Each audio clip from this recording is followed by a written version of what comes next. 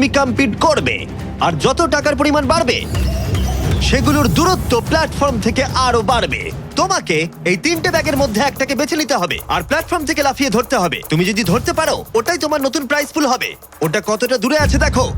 ও মাই god, ডিস্টেন্সটা কিন্তু অনেকখানি। চিন্তা করো না, তুমি মিস করলে আগুনে ভরা জলের মধ্যে পড়ে যাবে। আমার পা গুলো দেখতে ছোট হতে পারে, কিন্তু এতে প্রচুর পাওয়ার আছে। ঠিক আছে, তুমি তাহলে কোন ব্যাগটা চুজ করবে?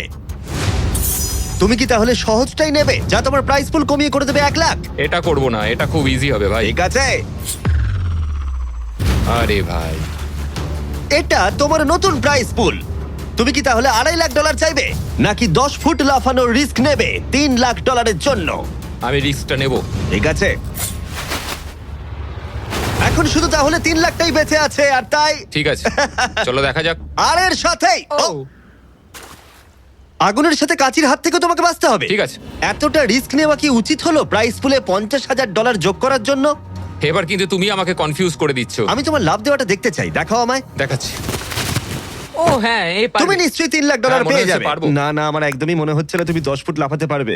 বাজিতে রয়েছে $3 লাখ। কয়েক কোটি মানুষ দেখছে।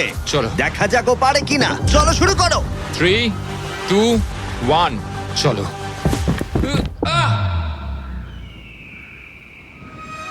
ও ও দাঁড়াও, ওকে ফিরেও আসতে হবে। ও ও ধরে হ্যাঁ, থাকো। এসে গেছো, শুধু ধরে থাকো। ও পেরেছে, Yes! ও পেরেছে। Yes! ইয়েস! $3 লাখ। দেখা যাক ও সার্ভাইভ করতে পারে কিনা পরের 5টা ডেথ ট্র্যাপ। ও তুমি পারবে। এই তো সবে শুরু। এরিক এখন জ্বলন্ত লেকের বাধা পার করে অনেকটাই এক্সাইটেড।